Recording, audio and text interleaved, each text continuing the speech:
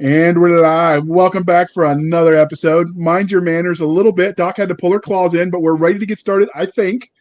Hey, all you crazy sci-fi and fantasy fans. It's time for your daily dose of shenanigans over here at the Blasters and Blades podcast. Just three nerdy veterans geeking out over our science fiction passions and fantastical fantasies. A place where magic is king, the sky is the limit, and space is the place. We are the podcast that puts the fun in dysfunction. So without further ado, we're going to let our guest, Mr. Garrett Michael Brown, introduce himself. That's a mouthful of a name. I thought only serial killers had three names. It used to be. Now it's trendy to use your middle name because there's just too many people with one. And then there was one for a while. There was a middle initial with a period, and that was the big thing. And now it's just use whatever you got. Hi, I'm Garrett Michael Brown. I'm an audiobook narrator. Met Mr. JR here through doing a book about militarized Santa Claus and sci-fi Santa Claus this last holiday season. That was a hell of a lot of fun, and I'm honored to be on your podcast and chat about narration and all the things that are involved. So point of correction, you actually met me before that because you were recommended to me by a Mr. Jeremy Spires, whose books you narrated. Right. Yes. We worked together professionally with the Santa anthology, but I was aware of who you were since you narrated for Jeremy, only because his experience with his first narrator was so bad, and we had to listen. I listened to him complain because he was so frustrated that when he found you, it was like it went from like manic or depressive to manic, I guess, almost overnight because you were so easy for him to work with. No, I'm not mocking mental health, Doc. Don't make faces. I just don't know a better example. I wasn't. But anyway, I wasn't mocking you. Is just second nature. I know. And for those of you who are listening, talking about the claws, if you think she's mean to me during the episode, you should see the pre-show. I'm just going to say, like, it can be vicious. That's her love language. And yet you keep coming back for more. Apparently, I'm a glutton for punishment. But so that's how we first, I first found him. But Doc, did you know who he was before? I know you listened to a lot of audiobooks. No, the first time I ever heard of him, he was whispering sweet Santa ammo-laden nothings into my ear. I like that description. I should use that on the back copy next Christmas. Wow. And so blushing now. If you haven't read the title, today we're interviewing an audiobook narrator. We've talked to creatives about their books. We've talked about various topics, but the creative process extends past just the written word. And so we thought we'd delve in a little deeper. We've got the room in our promised output for you guys, dear listeners. So we're going to interview hopefully some actors that do spec fic and audiobook narrators, because that's fun stuff too. Just to mix it up a little bit. I don't think Doc or I will ever lose our passion for the written word. I mean, I don't watch hardly any TV. I read all of my entertainment, but I also do a lot of listening. So just don't ask my kids or my wife, right? I don't listen to them. They tell you that all the time. And I listen to audiobooks. He's one of those rare males that has listening comprehension skills. Yeah, I just selectively turn it off. What? The brain damage, the war, my ears. Mark it down on the calendar. I have officially given JR a compliment. That wasn't even a backhanded one. I feel dirty now. I might need to go to confession or something. I don't know what it's about. All right, Doc, ask him the religion question. So, getting into our wonderful religion questions. One second, I'm making sure JR didn't mess them up this time. Nope, okay. I feel like I'm on Jeopardy or something. Star Wars, Star Trek, or Firefly? Yes, and yes, please. Do I have to pick just one? No, you don't have to pick both. Just one. Star Wars was great. It's in a gray area at the moment. Star Trek was great, gray area-ish. Third season of Picard is amazing if you haven't seen it yet. And Firefly is, it's perfect. It's just perfect. It stopped before it went into its gray area of growing. True. Very true. It's like that haircut, sometimes. Well, okay, JR doesn't know it. He's stuck with the army haircut for life. But you go through that awkward growth period. I understand what you're saying. So now on to fantasy. Game of Thrones, The Wheel of Time, or Willow? Nostalgia is going to go Willow. But Game of Thrones, I think, is probably... I'm honestly not... This is a terrible thing to admit, but I'm not familiar with Wheel of Time. I've never read or watched it. That's fine. I'm mostly familiar when it almost broke my foot when one of the books fell on my foot. That's high praise. That's high praise. No, it's just a lot of gravity. I mean, So he's competing with Brandon Sanderson. What? He's competing with Brandon Sanderson as far as book thickness, I think. Or David Weber. Are his that long? I've never seen physical copies. I've only listened. I have no comment for that. I mean, some of them aren't that bad. Some of them are really quick and fast. But getting into this, though, which one's your favorite? Fantasy or sci-fi? Sci-fi. You notice, though, there was a leading question because she pauses a little bit too long after fantasy, like, you're going to take the hint. But no, it was a swing and a miss on her part. You answered right. I can't. I've tried. I mean, some fantasy, Game of Thrones kind of stuff, fantastic. The magic stuff never really works for me. It's too easy of an out, I think, as a plot contrivance. But I guess you could say the same thing about sci-fi, though, can't you? I mean, depending. I think it depends on how it works. Sure. What? I said true. I was going to ask if you needed a moment because you look like you're processing that. No, I was actually trying to remember the name of the of H.P. Hollow's story in the anthology because he did a beautiful job with that, and it's very fantasy. And but I think you're right. It does have to do. It has to be plausible and logical for fantasy, and science needs to be not so complex. You need a PhD to do it. I agree, and I think you're thinking of the Candy Goose. Yes, I am. Yes, I love excellent memory. That's a really, you brought up a really good point. I love that book. I love that story. It was a hell of a lot of fun to do. She's an amazing writer. So all those out there, if you haven't listened to the anthology yet or read the anthology yet, please do so. There's fantastic talent. Yeah, it's set in her universe. She has 3 novels, maybe more to go in that universe too. That's right. She and I were just talking on Facebook today about she posted something about Cocaine Bear, and I tried to think, in my mind, the Candy Goose was really high on PCP. She said no. She said it wasn't. I disagree. As a narrator, I read into very high on PCP. I don't think HP is so sweet and innocent. I don't think she's ever seen anybody on PCP to know. She's been snorting those pixie sticks. She nailed it. All right. So what was your first memory of engaging in speculative fiction as a genre? So the fantasy, sci-fi, horror, all the umbrella groups. I got to get a cohesive list about what falls under spec fic besides fantasy, horror, and sci-fi. There's more. I know there is. I mean, there's romance, but that also might be speculative in more than one way. Oh. Yeah. Is love real? I don't know. I don't think we're sure. That's what I was going for. Not voyeurism at all. Okay, moving on. What was your first memory of speculative fiction? Sorry. I went and had a whole bunch of meat with my friends, and my brain's in a weird place. What kind of meat? Brazilian. And I didn't mean that in a dirty way. I'm sorry? Brazilian steakhouse. Nice. With the swords and everything, and they come along and shave it off at your table, kind of a deal? Well, no, this one you get up and go, but it's still very, very good. Oh, I love that. Actually, it's a local place. Jeremy Spires and I last year in Las Vegas went to a churrascaria kind of place. That was, those places are fantastic. Anywho, answer your question. High school, I'm going to go with Stephen King.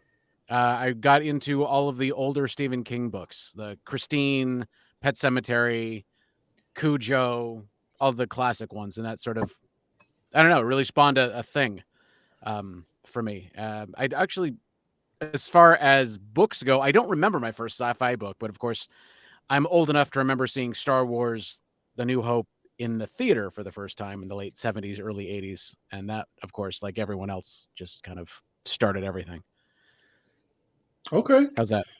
That's a good answer. So what is it about the umbrella genres of speculative fiction that you love? What is it that appeals to you? I love the characters, especially as a narrator. They're just fun. Even some of the more serious stuff like what,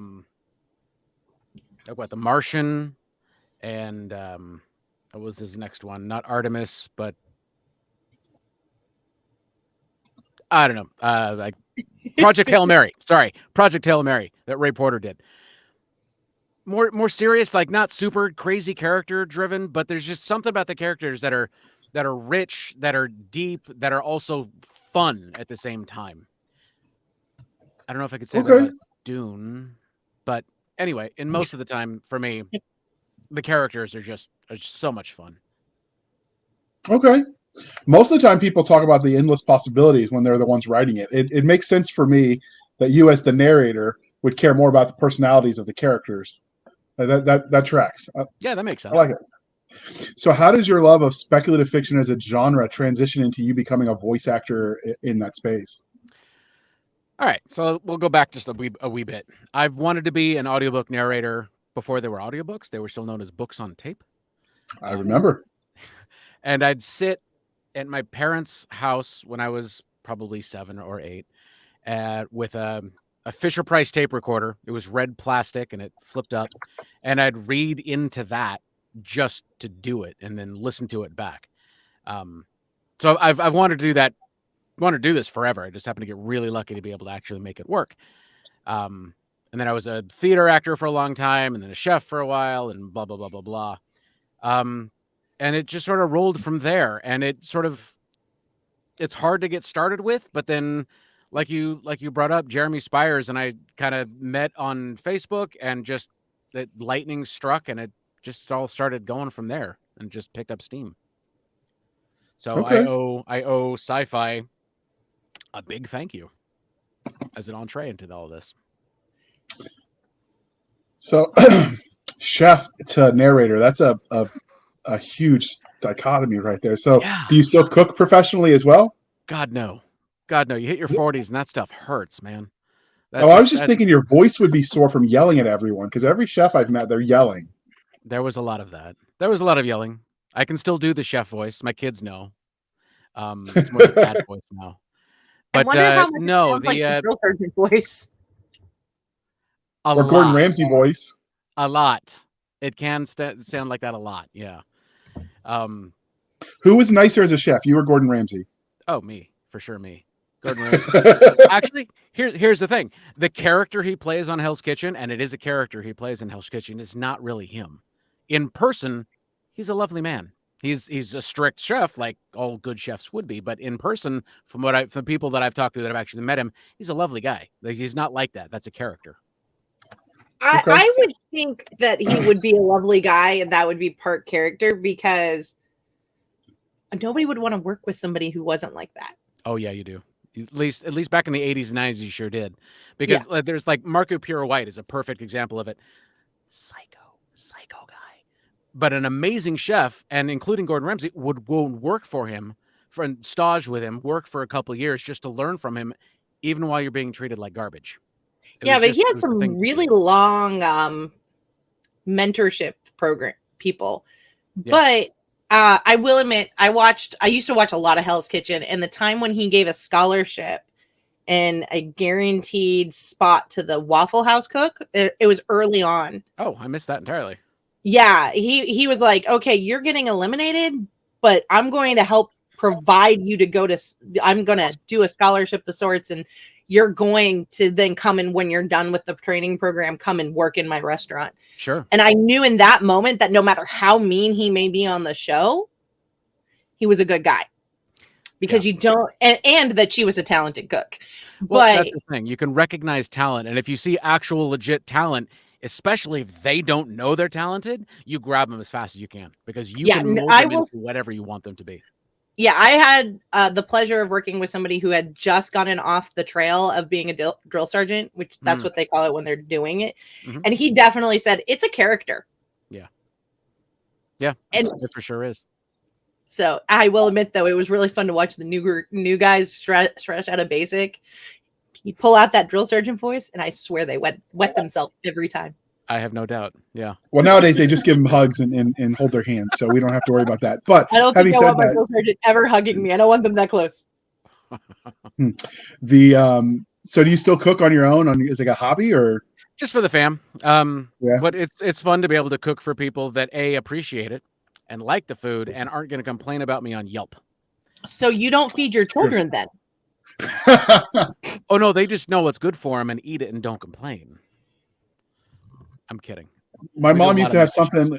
Yeah, my mom had like a sign. Oh, see, mine doesn't. Other than ramen, he doesn't appreciate anything I make. Well, he's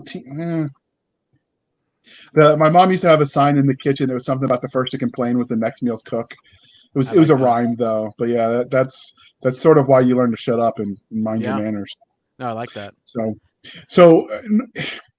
it's very clear when an author is writing how their real life experience could influence the way they tell stories.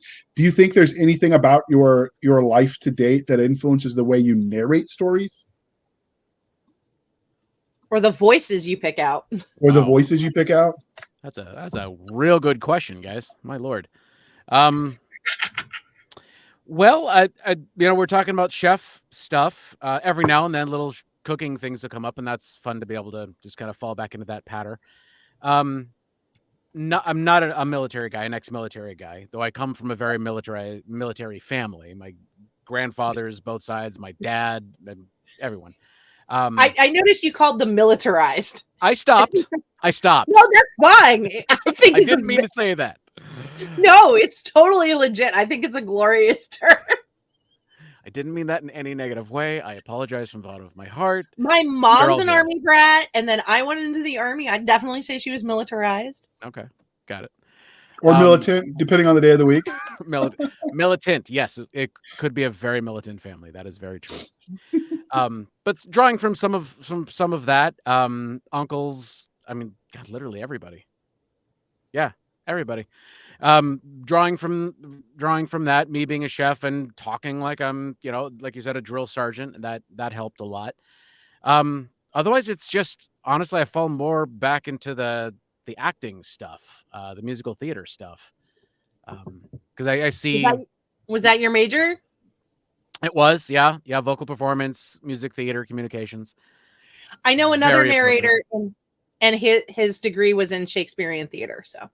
It tracks. There's only so much you can do. If you're not going to join the Royal Shakespeare Company, what are you going to do?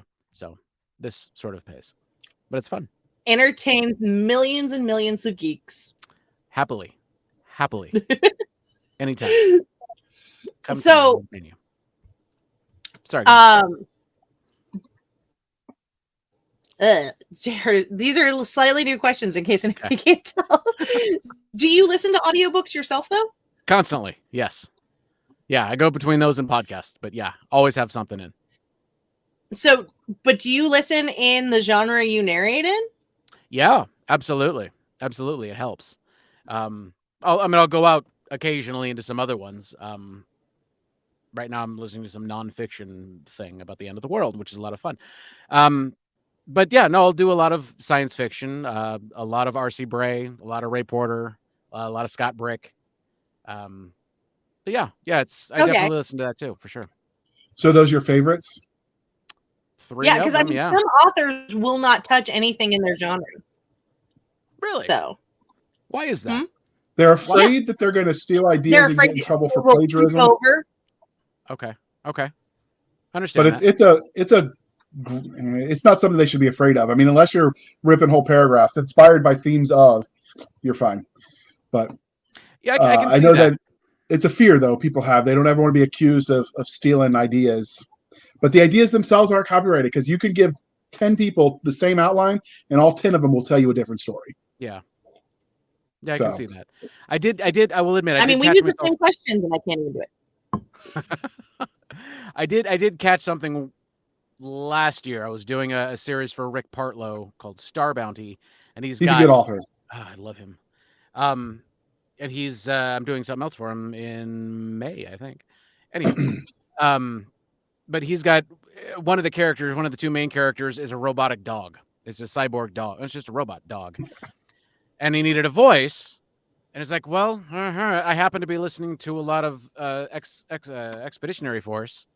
So it started coming out like Skippy a little bit. It's not good. We don't want that. No. So I had to pull that back and change some things up. Otherwise, you're going to get some Skippy coming through the dog, and you don't want that. So I completely see that for sure. I'm sorry. I know Skippy, and that's hilarious. Thank you. JR is probably like, why is Doc No, breathing? you were fine. So normally we would ask the authors, what milestones of fandom. One second. Go I ahead, want to Doc. ask a very important question. Bring it. Can you listen to your own voice? Nope. I have to when I proofread and edit. I have to, but not on purpose, not for fun. Hell no. It's hard. No, I've talked with Nick Podell. He hates the sound of his own voice. Oh yeah, we all do. We all do. I hate that when I edit the podcast too. When I have to do it, I'm like, ooh, I sound cringe. Yeah, exactly.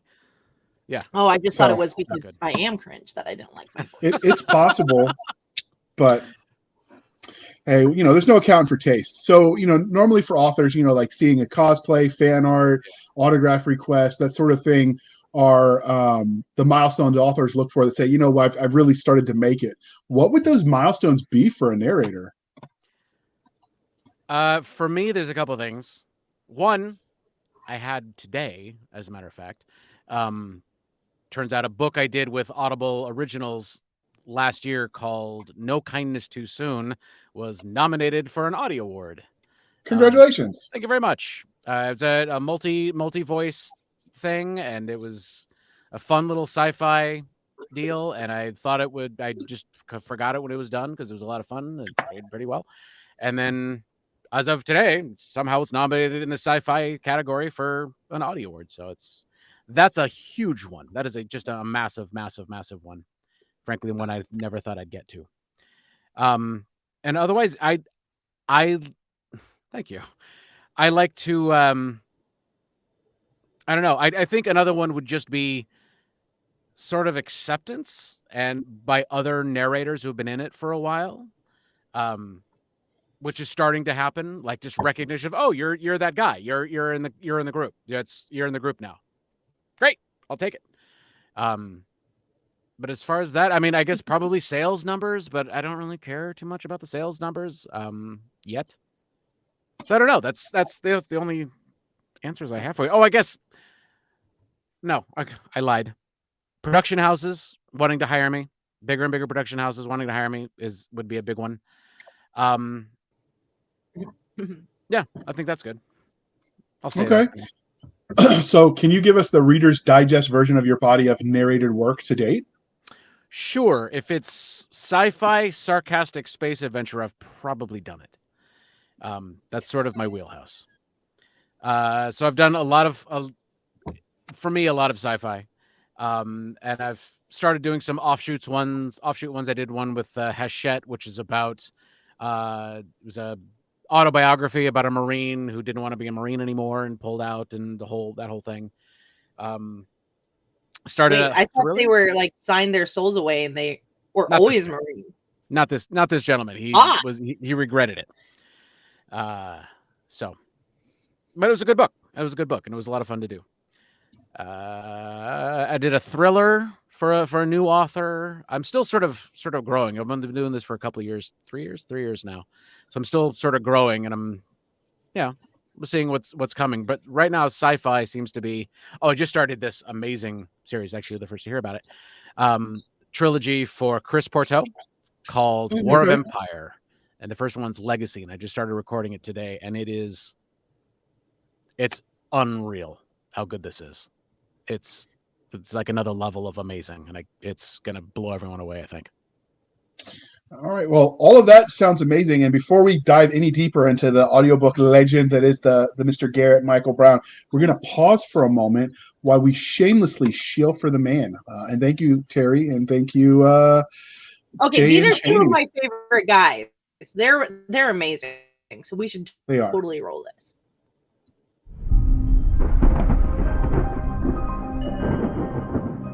Van, I know this is hard for you to accept or even believe, but you're not imagining this. You're not going crazy. Your grandfather believed right down to the core of his being in protecting those who couldn't protect themselves. You expect me to believe that my grandfather was a star-faring soldier? I can prove it to you. And how are you going to do that? By taking you for a flight.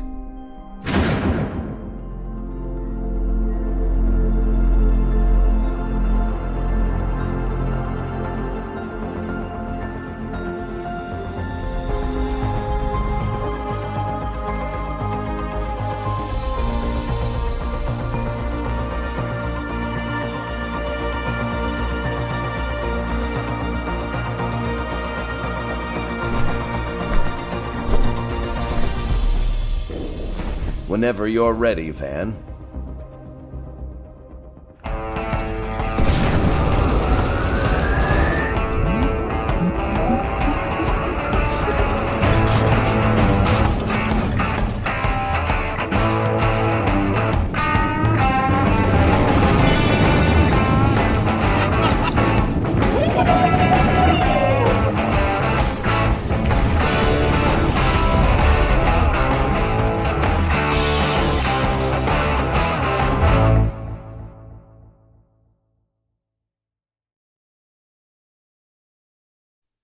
All right. Thank you for sticking with us through that commercial interlude. Wow, it's like I've never spoken before, but that was a wonderful, wonderful book. I'm looking forward to diving into the second one. I just got to find the time, and if I could just add a few more hours to the day, I'd be able to catch up on my reading.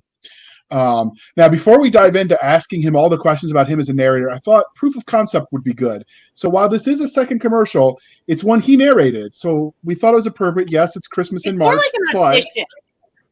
Yeah, There we go. For all of our listeners. All right, so we're going to play this commercial that he recorded for us of the Santa anthology, Sleigh Bells Ring, and you can hear what we're working with. All right.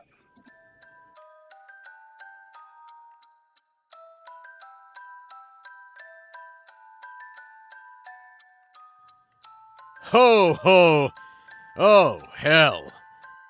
Is that sleigh bells ringing in your ears or a few rounds from an M60? You wanted the jolly fat man to bring Yuletide joy, but the season has gifted you with a heartbreaker and a life taker. Badass Santa. Grab your eggnog and camouflage candy canes. Strap on your bulletproof holiday stockings and prepare for thrills and kills. From bloodstained rebellion at the North Pole to a Black Ops raid on a distant planet, these 18 action-packed tales will show you Saint Nick as you have never seen him before. It's all you'll want for Christmas.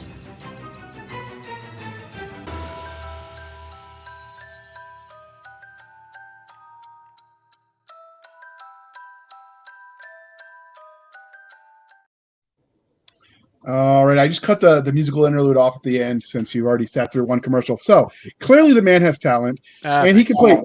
The hidden story behind that commercial, though, Doc, I don't know if you realize it. He was actually playing that music box. He was playing that himself. He's just a humble man. He didn't want you to know that. Yeah. I'm glad one of you is humble.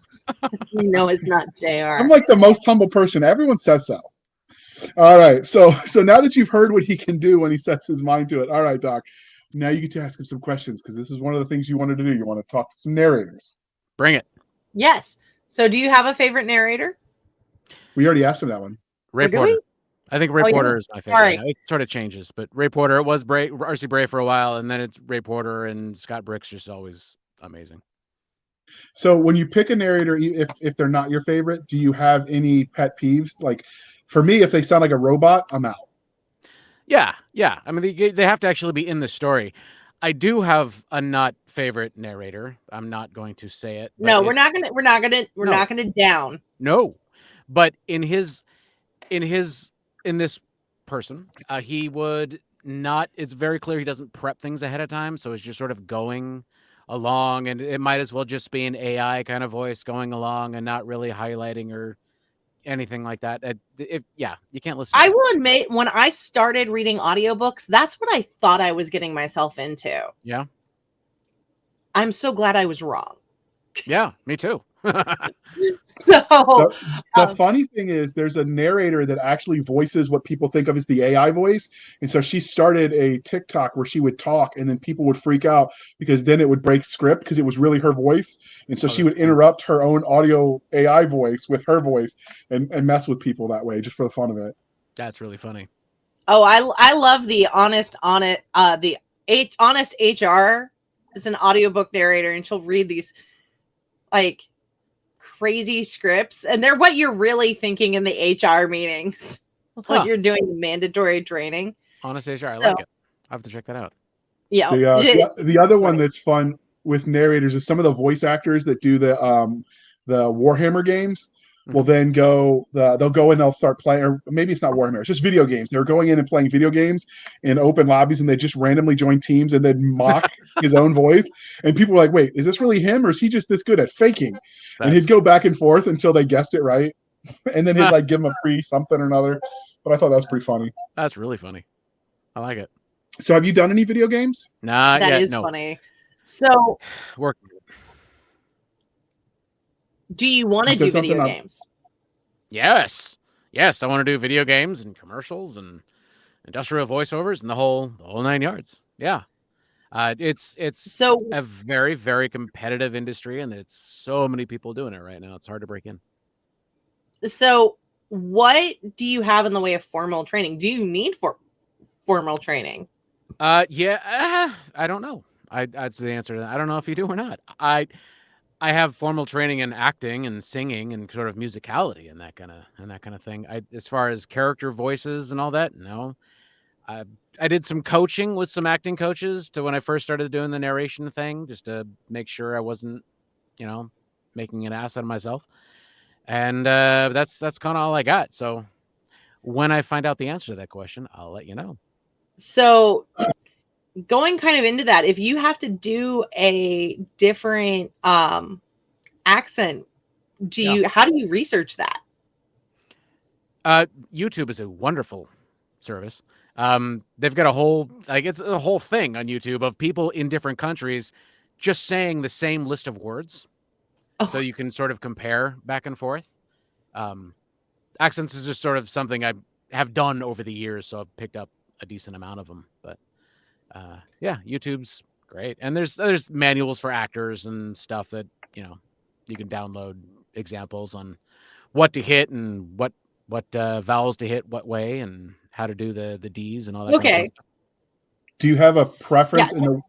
Go ahead, Doc. I didn't mean we started at the same time. Oh, no. I was going to say, I just imagine you can't really travel to every country in the world to just sit there and listen. No. It'd be cool if you could. It would be. Life goals. Do you have a favorite style of narration? So I know roughly, because we talked about this with the people from Sound Booth, there's the straight read, there's the sort of almost theatrical, sometimes with music and stuff in the solo narrated audiobook, and then there's the ensemble cast of the three rough styles. Do you have a preference? I like the middle one. I like the theatrical one. I don't... Such a douchey thing to say. I don't read them so much as I perform them. That's why I audiobooks that says performed by.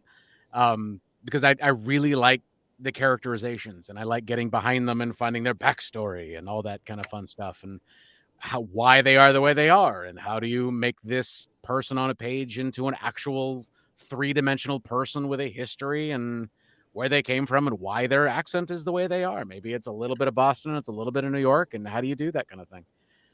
So straight reads are fine. I did. That's the one I did for Hachette, was just a straight read. So do you ever reach? I'm sorry? Do you ever end up going back to the author and being like, hey, I need some more information about this character so that I can actually do this character? Oh, absolutely. Yeah. It's a really common thing. It's part of the prep process. So I'll get the manuscript and I'll go through and I'll highlight everyone's voice in a different color, and I annotate there, and then make little notes about what I think each character is and who they are. And if they're not, I'll reach out and say, hey, what are these words? Because usually it's sci-fi stuff and all kinds of funny alien languages, and I have no idea what it's supposed to sound like. So help me. But yeah, there's sometimes I will need some backstory to certain characters and why they're doing one thing or the other in a future book. Is it going to come out? Is something going to come out, and that's why that's doing this thing now? I don't know. Help me. As much information as we can get, the better. Yeah, I actually talked with Davis Ashura and Robert Ross and a couple other authors, and they said that working with their narrator and their narrator coming back and asking them helped them create deeper characters. I bet it does. Yeah, absolutely. When you're forced to look at something, you have no choice but to try to find answers for it, I guess. So when I worked with Jeffrey Kafer for my first series. I got lucky that Podium picked it up and hired him to do it, which was really weird because he also has narrated romance. So I would always hear my wife listening to it. And I'm like, this is not the voice. It's a little bit of, cause she would listen to the naughty stuff with him. I'm like, eh. But one of the things I learned with working with him is yeah, Doc, it's that cringe. But some of the things that you when you read it on a page, like certain words like said, they just blur into the background and you don't really notice them.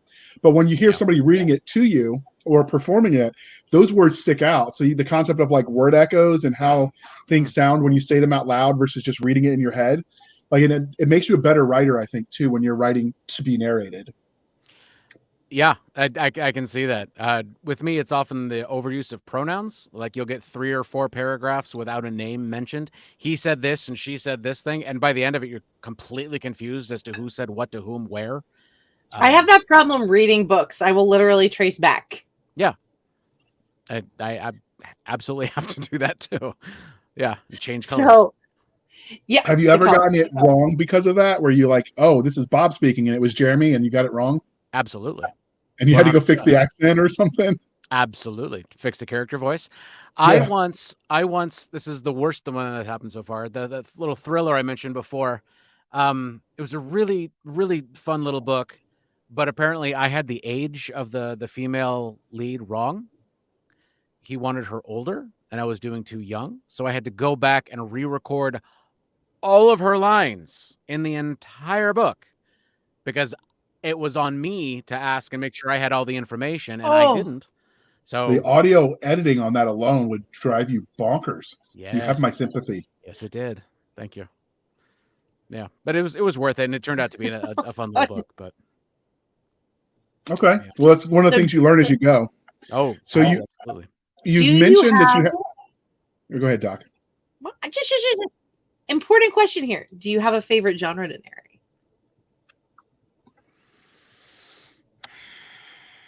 Right now, it's sci-fi. I know it's I'm beating the same drum here, but I'm really digging the sci-fi thing. But like, is it a specific niche of sci-fi? JR likes to tell me how there's all these subgenres.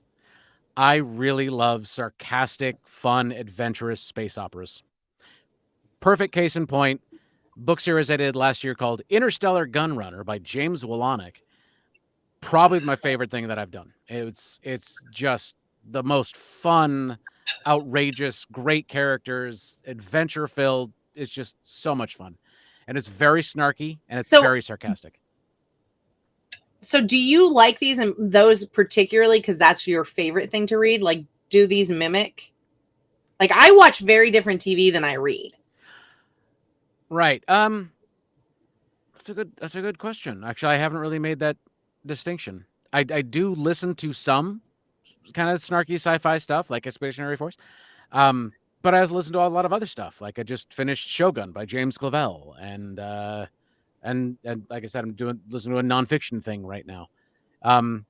So I love performing them. I don't know that I would choose to read nothing but them all the time, but that's fair. Send them variety to me to record, and I'll do it all day long. Variety is a spice of life, and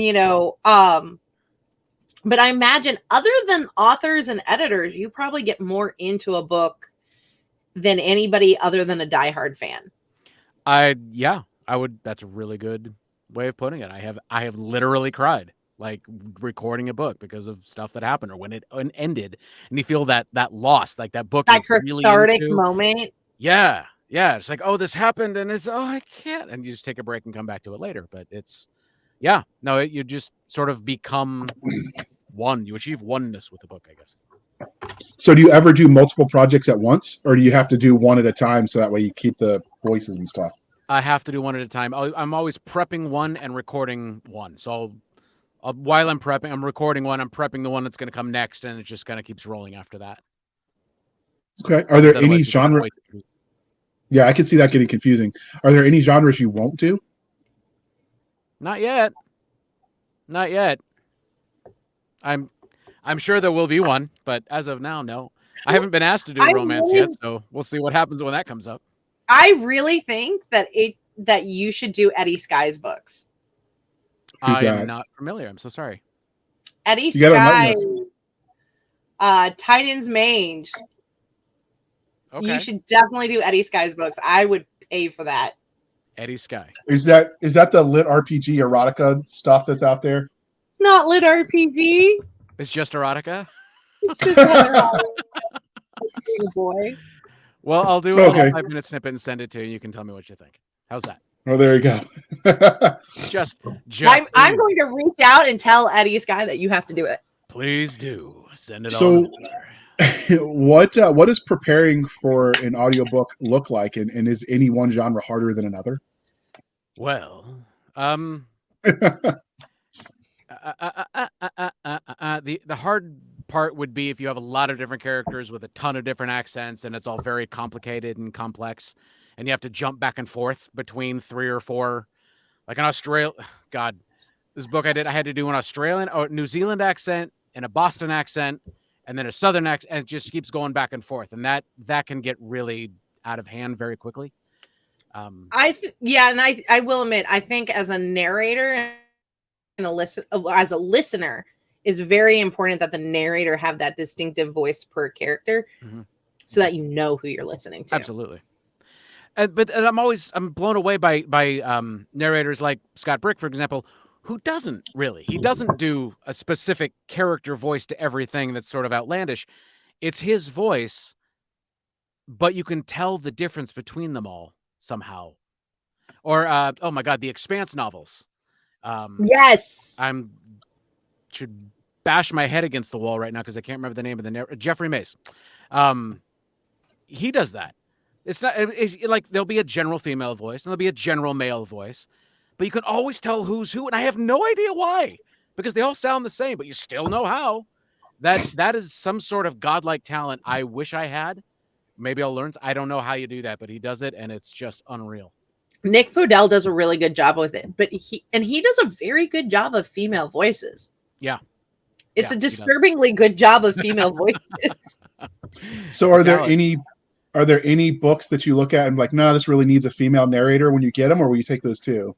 No, I'll take those too. I'm not big enough yet to be that discriminating as far as what I think needs to happen. Right now, the publishing houses I work with most right now is Athon Audio. And they know it works for me, and they just give me the stuff that works for me, and I know it works, and it's a great little team up situation. So I've only done one multicast, and that was the one that just got nominated for the Audie. So I don't know. Again, congratulations. Thank you. I'd love to do a duet sometime with somebody, but it has not occurred yet. Now, with those, you did an ensemble cast. When you did that one for Audible, was that them producing and you just reading your script, or did you actually have to do the back end stuff too? No, it was wonderful. I did this just like this with you guys. The whole cast was up there, and it was like a table read. It was so cool. And they took care of all of that. We were all recording ourselves on our own stuff, and then had to send it on to Audible and all that. But they took care of all of the editing and proofreading and mastering and all that. Hey, did you tell us which book this is? It's called No Kindness Too Soon. Very cool. I like the name. Sylvain Nouvelle. Please don't hit me if I'm wrong, Sylvain. I think that's how it's pronounced. I mispronounce people's names all the time. Me too. Like JR is JR Hansy. I mean, I give an excuse. I'm hard of hearing. I got blown up a bunch of times. So what's your excuse, Doc? I have CAPD. Okay, 10 and 9. The ringing in the ears. See, that makes it hard sometimes. Oh yeah, it's tinnitus. I couldn't pronounce it for a second. So that's my job. How long? That's right. That's why we hire you. So how long does it take you to record? Say, we're looking at a finished product. We'll use 10 because it's even. The audiobook is 10 hours long. How long did it take you on average to actually do your part of it? It's probably more than 10 hours. 2 weeks. 2 weeks, 4 to 6 hours a day. 10-hour long book I can do in about 2 weeks now. But that includes the prep, that includes recording, that includes proofreading, editing, mastering, uploading, all that kind of fun stuff. So roughly 40 hours of work to 10 hours of final product. So 4-to-1 ratio. That's not too bad. Yeah, that's about normal actually. Yeah, thank you for putting it that way. That's very succinct. I've worked with a couple other narrators just because Veronica Jaguar and Paul Cooley are friends through their podcast. He's and I've known amazing. them. She is, but I mean, I've talked to both of them since I started writing in 2016, just in general. So you kind of get an idea of that's why they do per finished hour rate instead of how long they work. Yep. Because the numbers would be a lot different Oh, yeah. if you got paid for every second. Yeah. That's So true. Yeah, it's 4 to 1. That's about reasonable. Yeah. That's about right. all right, Doc. What questions do you want to ask the narrator? Because you've always wanted to do these interviews. So I'm gonna put you on the spot since you asked the prepped ones already. I'm here for you. I'll use my erotica voice. Oh, finally, somebody's here for me. See, JR, he's so sweet. I'm here for you. Talk to me. What do you want to know? So, are there any genres you really want to do that you haven't done yet?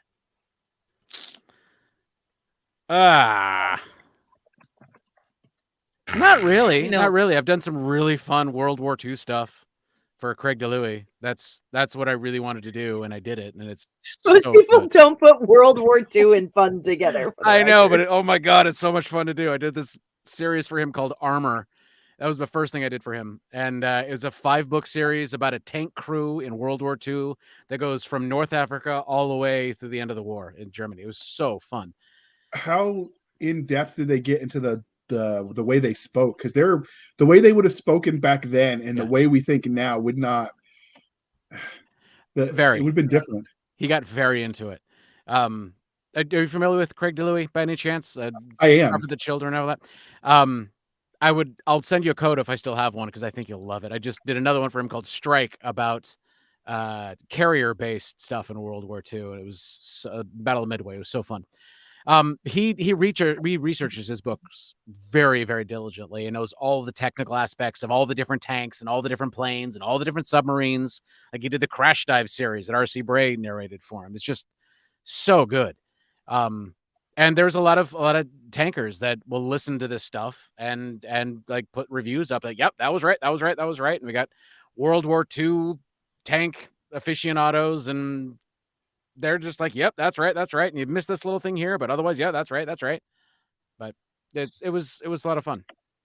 The tread heads, they have a little bit of an inferiority complex, so they always want to prove they're as cool as the infantry. So they will overcompensate with the actually in the comment section if you get anything wrong. Sometimes they'll do things wrong just to troll them. Craig was worried about the Navy people. So I'm sorry. Yeah. I've seen so many vet bros that do that regardless of branch. I can see that. I mean, I'll do it. Worse. I do it just to mess with them, but it could be worse because we all are unified in our overall hatred of the Cav Scout and the MP. So we can unite together on that front. Hey, I like the Cav Scouts. I mean, they're almost infantry, I guess, in that sort of feminine little brother kind of way. I'll be over here. You guys just do the thing. So getting back on track while Doc tries to pick her chin up. Go to JR from this episode. Bring it. I'll meme you to death. You will never see it coming. Everybody's favorite little sister is Space Force, so just be nice. The potato heads. So for your studio, I know I've talked to other narrators and some of them bought kits, I guess you can get to sort of pre-make their studio. Some people are hiding in closets literally, and some people build it themselves. So what did you do for your studio? I started off in my wife's closet. She's got a nice big closet. She let me use that. Nice of her. I was in there for 2 years. I was in the closet for 2 years. Did she let you do it among your shoes? I'm sorry. I missed that, Doc. What's that? She asked about her shoes. I was just impressed that she let you live with her shoes. She's a very loving, giving woman. It's a nice balance. I got very lucky. And then when we realized this thing was going to sort of take off and sort of taking off, we got a whisper room, which is what I'm in right now. And they do nothing but studios. That's their entire purpose. For musicians and voiceover professionals and news studios and all that kind of stuff. So I got that. That's my studio. I've heard the complaints of people who don't have studios that constantly like, oh, the guy's mowing his yard again. I have to stop, or the weed whacker or whatever, like messing them up. Yeah. So I'm in Seattle, and I live about 12 miles from SeaTac Airport, one of the busiest airports in the country. And we've got 3 different Navy and Air Force bases within 100 miles. So yeah, planes are a constant fun thing, which, thank you for reminding me, is one of the big reasons we needed this. We tried 2 or 3 different iterations with like pipe and drape with moving blankets, and then that closet, but then this, it had to be this. Okay, I am laughing so hard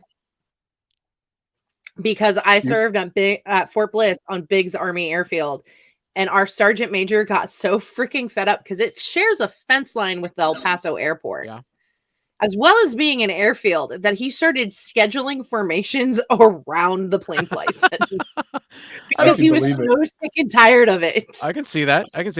I went to college at University of Puget Sound down in Tacoma, which is right next to Joint Base Lewis McChord. So you've got Army, and they would use the color post in the middle of our quad as a target for like formation bombing and stuff like that. So we'd get 6 a.m. on a Saturday or Sunday, we'd get F-16s screaming down like in formation and then pulling off, or A-10s in formation going into land 200 feet over the school.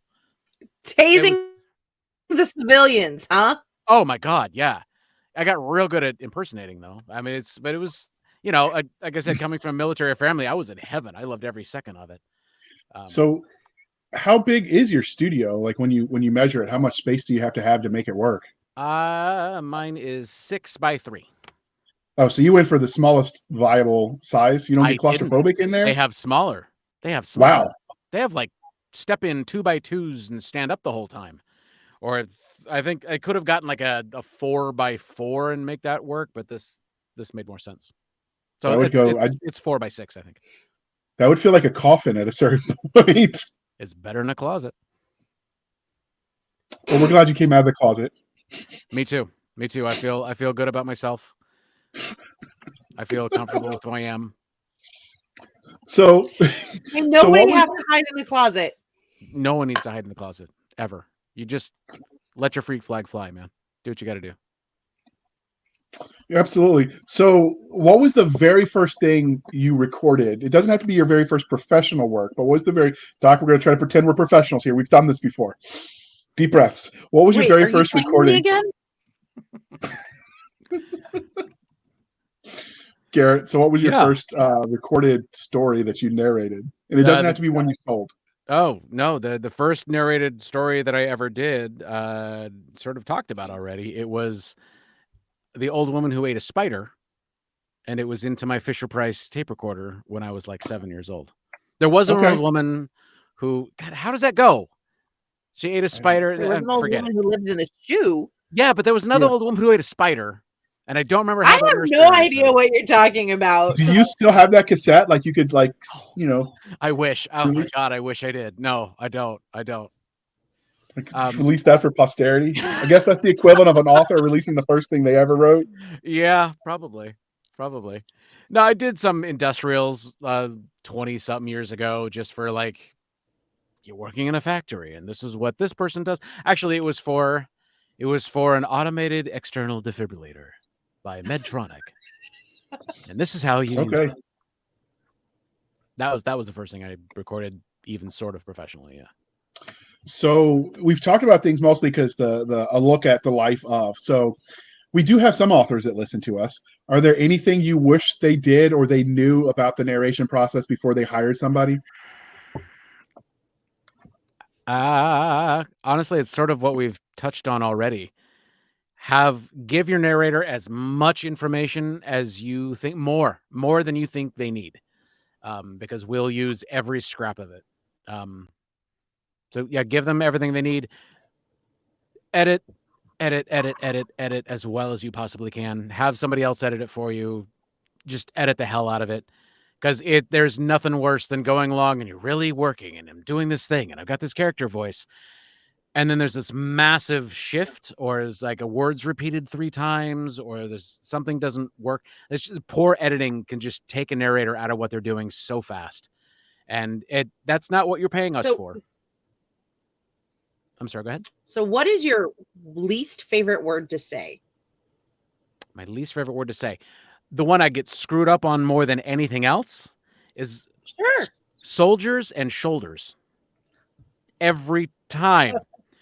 Especially if it's a military sci-fi book. If it says soldiers, I'll say shoulders. And if it says shoulders, I'll say soldier. Every goddamn time. I don't know why. That's the one that gets me most often. And carbine. Took me a while, but it's not carbine, it's carbine, from what I understand. JR? No, that's the one that gets me is when they say corpsman instead of corpsman, or Marine Corps instead of Marine Corps. I grew up on outside of a Navy base, so there were Marines all the time just munching on their little crowns, and they get really upset if you say that wrong. Corpsman. So, Yeah, corpsman. I can see that. Or I listened to one. It was one of Terry Mixon's, and it was not Veronica who narrated it.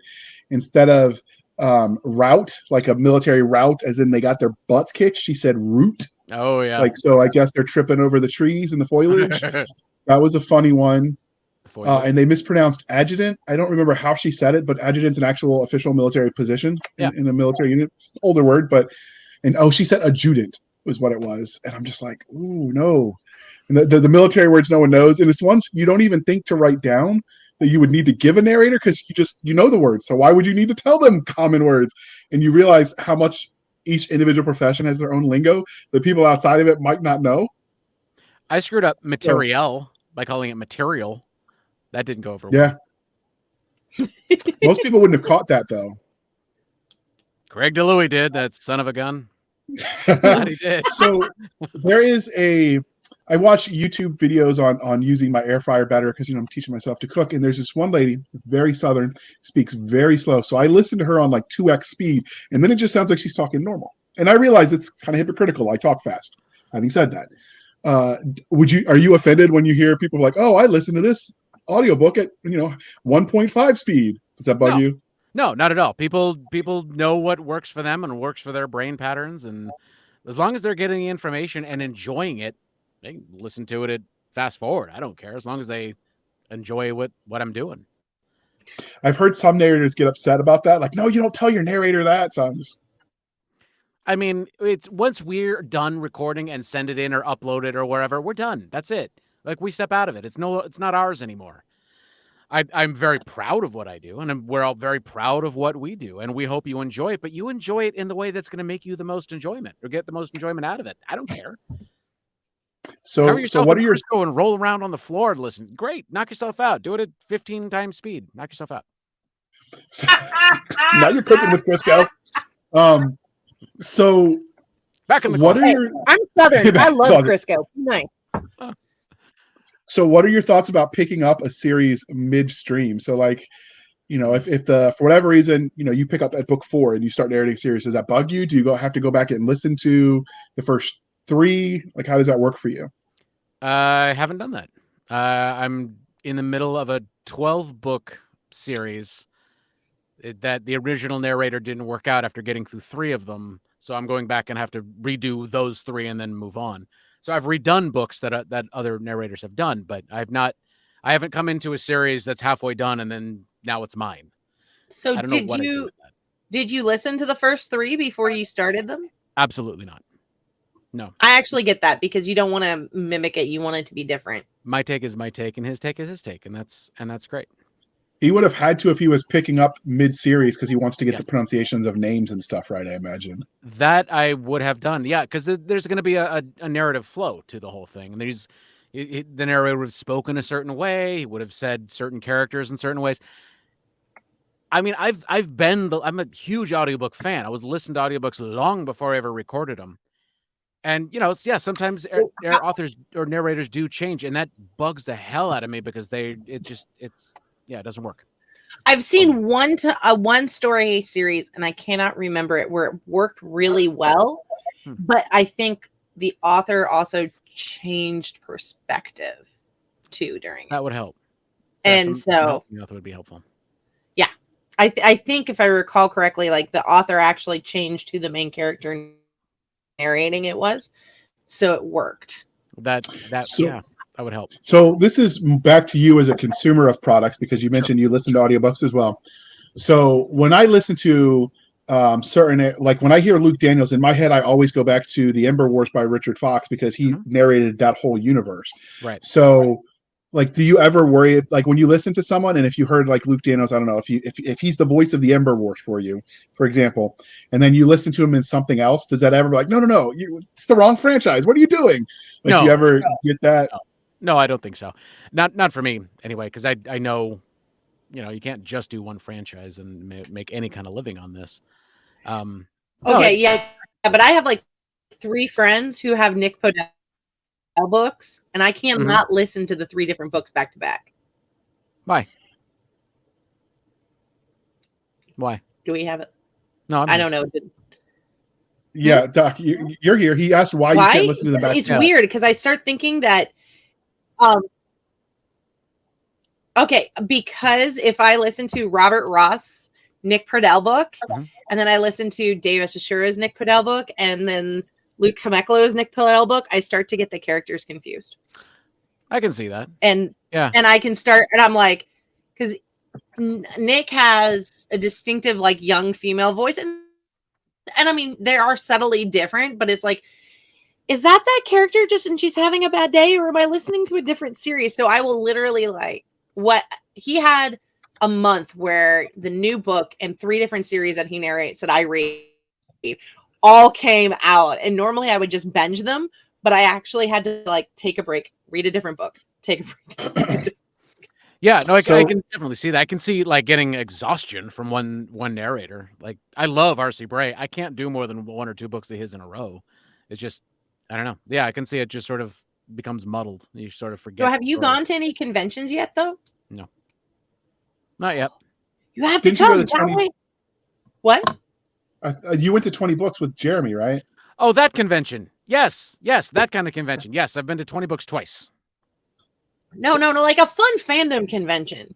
Yeah, where somebody can say something awkward yet true, like, I've listened to you while I fall asleep. No, not yet. Someday when I do you look forward to that? Library, I think. Oh yeah, that'd be great. Who doesn't love a good side of cringe? Yeah.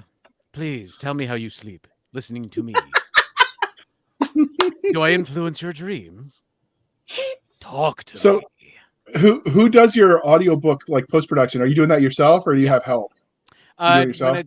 Most of it I do it myself. The bigger studios, Hachette and Blackstone, they do all of that. But no, when it's me and I do the stuff for Athon and just Charlie Cooper Audio, it's just me. Not the most fun part of the whole thing, but it's necessary. So at a certain point in time, you'll get big enough, you'll be able to subcontract that out. I know some narrators that I like, I've started having to do that. Yeah, I would love to be able to do that, but I would lose more money than I'm making on the book. So it doesn't, as right now, it doesn't make any sense. But eventually. Fair. So do you have an opinion? I know right now, and this is our last question, and then we'll wrap it up. There's a lot of complaints about some of the AI generated audiobook narration because but it's believed that they potentially used people's voices without their permission to train the machines. So do you have an insight as an insider on, or at least a formed opinion on that one? Yeah, they are absolutely doing that. It's terrifying. It's going to put us all out of work. We have a ways to go. They are doing it. Yeah, it's not going to happen tomorrow, but it's going to get there. I'm afraid at some point. Whether they'll ever be able to actually emote as well as the human does. So, JR, where this... I'm sorry, go ahead. Doc, your connection is lagging. JR, the thing is, it's not that they're it's less that they're apparently doing it and more that they've put this default clause in and Find a Way, and apparently now maybe even Spotify. And the author has to be the one to email to opt out after they've signed the contract. That is exactly true. Now I'm going to have to go check my audiobook. I've been Most of them are through small press. Most of mine are through small press, so I don't actually own the IP for those. But it's definitely something to think about. I know that the reason I was thinking about it is because Clark World, the magazine, it's like one of the longer running sci-fi magazines, just announced they had to close submissions because they were inundated with people sending AI created stories with those AI. I don't know if it's chatbot or what they're using, because my understanding is the AI is not that good yet for writing stories, but it's not. It's going to get there, but not yet. It flooded the servers. I have read some stories where it was AI written, but then the person spent so much time cleaning it up that it you couldn't tell. It wasn't great. It wasn't horrible. It was just meh. But at a certain point in time, where's the line between the robot and the narrator or the author cleaning it up, to figure out how much is what? I don't know. But it's interesting. Cover art's All going right. through the same thing. Cover artists. I mean, they're people just having AI do cover art, and they don't need to pay an artist for it anymore either. Well, apparently Amazon's really cracking down on that. So good. I had not heard that. That makes me happy. Thank you for saying that. So clearly this is winding down, but we could take more of your time, but I understand you got books to narrate and wives to feed, and I do have a thing baby to put down. Yeah. So before we wrap this up, was there anything about the wild world of Garrett Michael Brown's audio narration that we didn't ask that you wanted to tell us about? No, man, I think it was a lot of fun. I don't have any hanging questions I need to get out. No, it was. I'm having a great time with it. I very much appreciate you letting me play with you guys on Santa Claus and killing a bunch of things. It was a hell of a lot of fun. I look forward to doing it again this fall. And actually, Yes, Audible. So speaking of needing to get stuff automated, they need to fix their back end. But anyway, So before we let you go, dear listener, we wanted to hearken back to our roots as listeners, readers, viewers, and ask you to please be kind and speak your mind on the reviewing platforms. Your reviews help the right readers and listeners find the right books and audiobooks. 1 second. I'm going to add a caveat to JR because he doesn't ad lib well. And if you listened via audiobook, include it in your review if you like the narration. Yeah, thank you for that.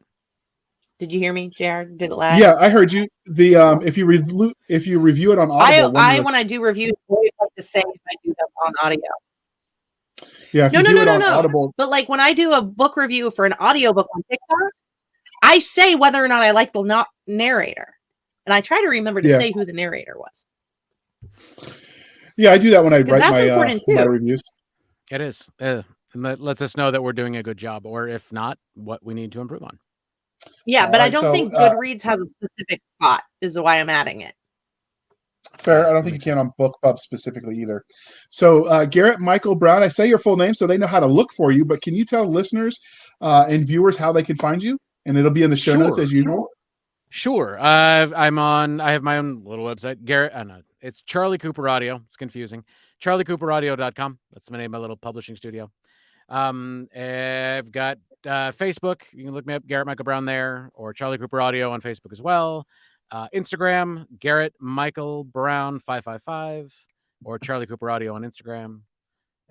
Or you can just research me on Audible, and my library will come up there. He is also in the Blasters and Blades Facebook group. So if you tag him when you have questions and you're talking audiobooks, he can nerd out with you because he'll get the alerts. Assuming like 100 billion people don't do it all at once and break his Facebook, but famous people problems. So you can find us on our Twitter at twitter.com/SF_fantasy_show, Sierra Foxtrot _fantasy_show. You can email the show at blastersandbladespodcast@gmail.com. Again, blastersandbladespodcast@gmail.com. Send all hate mail to JR Handley at blastersandblades.com. We promise that's a real email address. There might be a real JR out there who has that email address, and he's like, I don't know who these idiots are, but they keep sending me letters. We have a Facebook group, which is facebook.com/groups/Blasters and Blades Podcast. Again, /groups/Blasters and Blades Podcast. That's where all the shenanigans happen. You can find us on our Facebook page as well, which we're starting to get more active on. We just need a few more followers so we can get a dedicated URL. But until then, Google Blasters and Blades Facebook page in Facebook, or search it in Facebook, and you can find us. And finally, we have a website at anchor.fm/blasters tech blades. Again, anchor.fm/blasters-blades, where you can support the show for as little as 99 cents a month. You can help keep the lights on, or you can support the show more directly at buymeacoffee.com/author J.R. Handley. Again, buymeacoffee.com/author J.R. Handley, where you can help keep the lights on. Be sure to put in the comment section that it is for the podcast, and I promise I will keep my co-hosts, Doc Cisca and Nick Garber, duly caffeinated. They will drink until their liver explodes. That sounds dangerous. Never. All right, and since Doc is lagging for some It reason, grows back. I am going to read the exit so that way we can go smoothly. But before I do, you're lagging, Doc. It's not my fault. It's your Wi-Fi. Garrett, before we let you go, we have to ask you the most important question. I should have put it in the beginning. Pineapple on pizza, yay or nay? No. All right, you are a return visitor. Okay. So on that, Doc is sad, but it's okay. She'll get over it. Thank you for spending some of your precious time with us. For Nick Garber and Doc Cisca, I am J.R. Handley, and this was the Blasters and Blades podcast. We'll be back next week at the same time, where we'll indulge our love of nerd culture, cheesy jokes, and all things that go boom.